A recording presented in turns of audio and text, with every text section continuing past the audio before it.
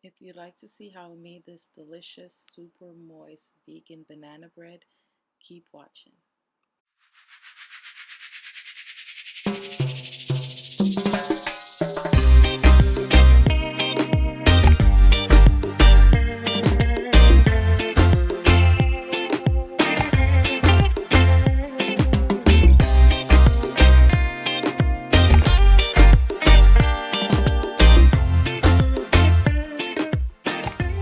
Hey everyone, so today we're going to be making vegan banana bread, and this is my special recipe that I'm going to share for you guys.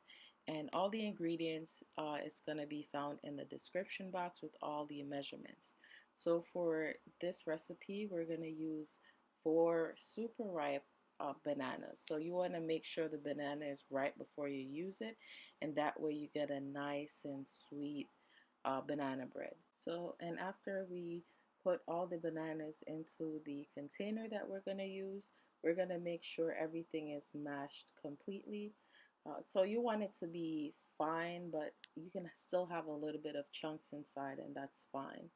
So after we mash all the bananas, we're I have the flour to the side, and that's already sifted flour. So I just did that to make it easier on me, so this video is not all drawn out.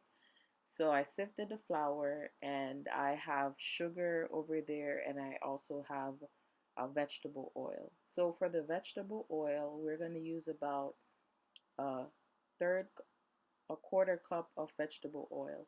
So you can use vegetable oil, coconut oil, whatever oil, or olive oil. Sorry, I'm using olive oil. So whatever oil you feel to use.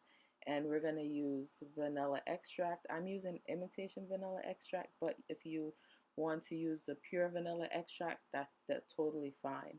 So next I'm using white sugar. So for this, you can use any type of sugar. It could be white sugar, cane sugar, Splenda sugar, brown sugar, any type of sugar that you feel to use. So now I'm just mixing everything together and making sure it's combined completely. So if you do use coconut oil and the bananas are cold, you want to make sure um, to leave the bananas at room temperature, because if you add coconut oil to that mixture, it's going to get hard. So in here now, I'm adding the nutmeg, cinnamon, um, the baking powder, baking soda to the sieve, and I'm just sifting that through the flour. And then after I sift it through the flour, I'm just going to make sure that everything is combined completely.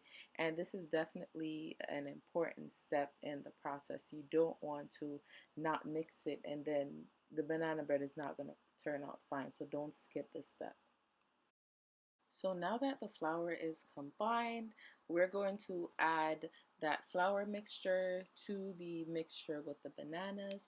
And I'm just going to add a little bit at a time, probably about in 3 portions. So this is just to help everything blend together perfectly, and it's just going to make the process much easier instead of me um, putting everything inside. And also, you just want to make sure everything is combined, because you don't want to have chunks of flour inside your mixture after it's baked. That's not going to taste good, and it's just going to spoil the whole recipe.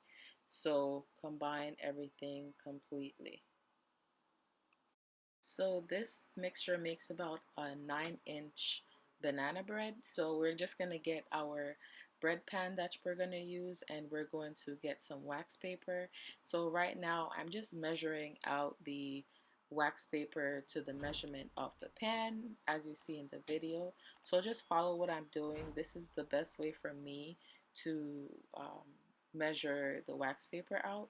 So after I cut the paper, a piece of paper that we're gonna need, I'm just going to take that banana bread pan, and I'm going to center it. And after I center it, I'm going to score the bottom of the pan. So this is a key step. You're going to score it. You're not going to want to puncture the wax paper. You're just going to want to score it. So after it's scored, I'm going to fold all the paper in at those sections, as you're seeing me doing right here. So after I fold it at those sections, then I'm going to take the corner pieces and fold it to like a triangle. So after I fold it to a triangle, we're gonna put it to the side, and like you see me doing here. So we're gonna do that for all those corners. So after we do that for all those corners, we can easily fit the wax paper inside the baking pan right now. And look, that's so easy, and it's a much better way of measuring out wax paper when it comes to stuff like this. Then since those corners are lifting, I'm just going to take a little bit of that mixture and put it at the side of the pan, and it's an easy way to stick it together. You can also use butter if you don't want to do that.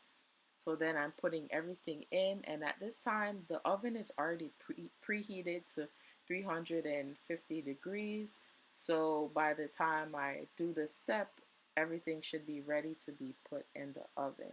So I'm just going to slam the baking pan on the counter to make sure everything is level, and then we're just going to put it in the oven.